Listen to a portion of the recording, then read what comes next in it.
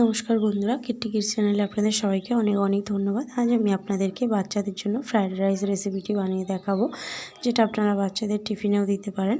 আমি আমার মেয়েকে মাঝে মধ্যেই টিফিনে এটা বানিয়ে দিই, ও খুব পছন্দ করে। ও নিজেই বলে, মা এটা বানিয়ে দাও। তো চলুন দেখে নিন রেসিপিটি একবার। প্রথমে আমি চাল নিয়েছি, কাঁচা মটর নিয়েছি, বিনস নিয়েছি, গাজর নিয়েছি, এগুলোকে কুচি করে নিয়েছি। আপনারা আপনাদের ইচ্ছে মতো পরিমাণটা রাখবেন। এরপর আমি এগুলোকে ভালো করে জলে ধুয়ে নিয়ে কড়াই সেদ্ধ বসিয়ে দেব। কড়াই আমি জল দিয়েছি। এরপর এই সবজি ও চাল একসঙ্গে দিয়ে দেব। চালটাকে আমি 70% কুক করব। তো এগুলোকে সব আমি জলে দিয়ে দিলাম। এরপর ঢাকা দিয়ে আমি সেদ্ধ করে নেব 10-15 মিনিটের মতো। স্বাদ মতো লবণ দিয়ে দিলাম। এরপর ঢাকা দিয়ে আমি এটাকে সেদ্ধ করে নেব। এই দেখুন সেদ্ধ হয়ে গেছে। আমি এগুলোকে ছান্দায় করে ছেঁকে নিচ্ছি।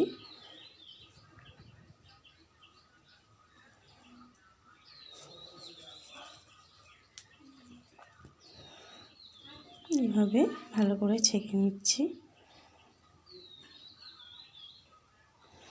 এরপর আমি কড়ায় ঘি দিয়ে দেব। গ্যাসটাকে লো ফ্লেমে রেখে আমি 1 চা চামচ ঘি দিয়েছি। এরপর একটা তেজপাতা দিয়ে দিলাম, একটা দারুচিনি দিয়ে দিলাম, এরপর 2টো এলাচ দিয়ে দেব। তারপর লবঙ্গ ও গোলমরিচ দিয়ে দিলাম।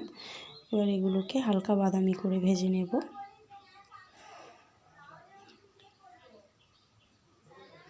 হালকা বাদামি করে এগুলোকে ভেজে নিচ্ছি। গ্যাসটাকে অবশ্যই লো ফ্লেমে রাখবেন। এরপর আমি সেদ্ধ করে রাখা ভাত ও সবজিগুলোকে দিয়ে দেব। দিয়ে দিলাম। এরপর একটু হালকা করে নেড়ে চেড়ে নিচ্ছি। এরপর এতে আমি চিনি দিয়ে দেব। চিনিটা আপনারা আপনাদের স্বাদ মতো দেবেন। চিনি দিয়ে দিলাম।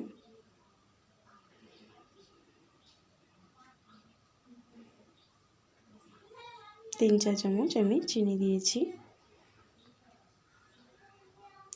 এতে আপনারা কাজু কিশমিশও দিতে পারেন।